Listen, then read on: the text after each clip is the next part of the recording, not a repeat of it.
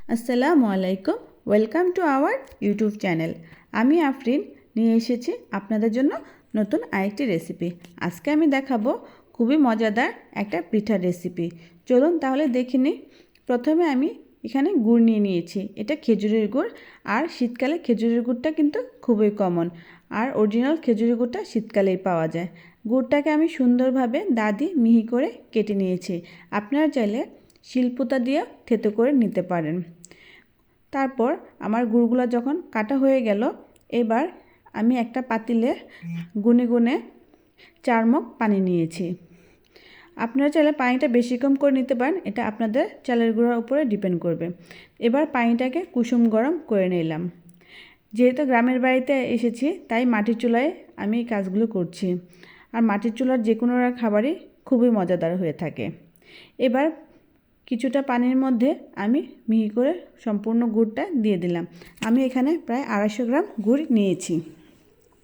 এই গুড়টা যখন খুব ভালোভাবে মিশে গেল, তখন এর মধ্যে মেপে মেপে 4 কাপ পরিমাণ চালের গুঁড়ো দিয়ে দিয়েছি। এই চালের গুঁড়োটা শুকনো চালের গুঁড়ো ছিল, আপনারা ভেজা চালের গুঁড়ো দিয়েও করতে পারেন, সেই ক্ষেত্রে পানিটা আরও 1 কাপ কম লাগবে। এবার আমি গুনে গুনে 4 কাপ চালের গুঁড়ো দিয়ে দিলাম। দিয়ে এই গুড়ের মিশ্রণটার সাথে খুব সুন্দরভাবে মাখিয়ে নেব। একদম খুবই সুন্দর একটা ব্যাটার তৈরি করব। সম্পূর্ণটা মাখা হয়ে গেলে এবার সামান্য কিছুটা লবণ দিয়ে দেব।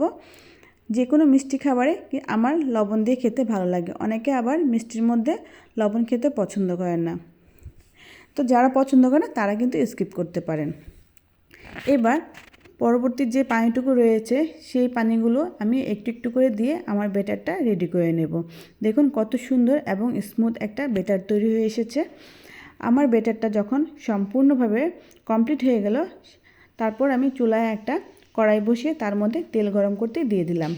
এবার আমি দেখাচ্ছি ব্যাটারটা ঠিক কীরকম রাখতে হবে। দেখেছেন আঙ্গুলে ভরে এসেছে, যেন পড়ে না যায়, তার মানে আমার ব্যাটারটা রেডি। এবার আমি এটাকে চুলায় পিঠা বানাতে দেব। তার আগে আমি একটা মগে নিয়ে নিয়েছি, আপনারা চাইলে বোতলেও নিয়ে নিতে পারেন, তাহলে পিঠা বানাতে সহজ হবে। গরম তেলে আমি একটু একটু করে ছেড়ে দেব, সেটা আপনারা আন্দাজ মতন করে নেবেন। আমি এখানে প্রায় আধা কাপের মতন করে দিয়েছি। তারপর পিঠাটা যখন সুন্দরভাবে ফুলে উঠবে, তার মানে আমার পিঠাটা খুব সুন্দরভাবে হয়েছে।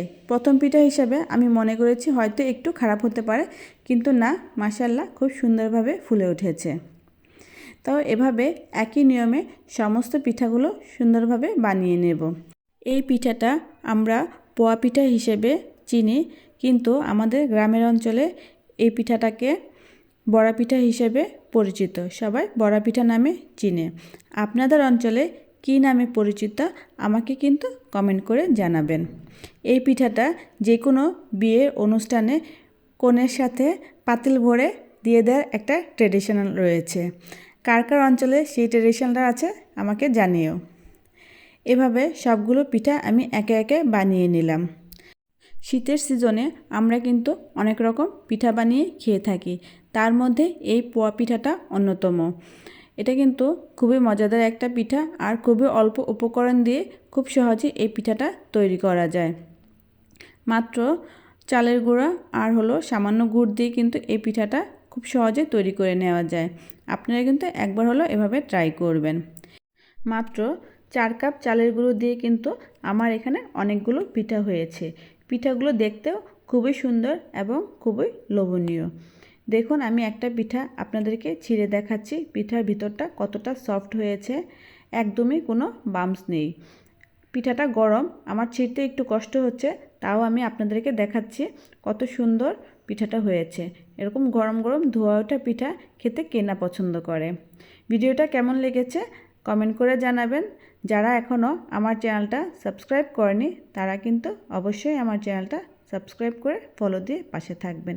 আজকের জন্য এ পর্যন্ত। সবাই ভালো থাকবেন। আল্লাহ হাফেজ।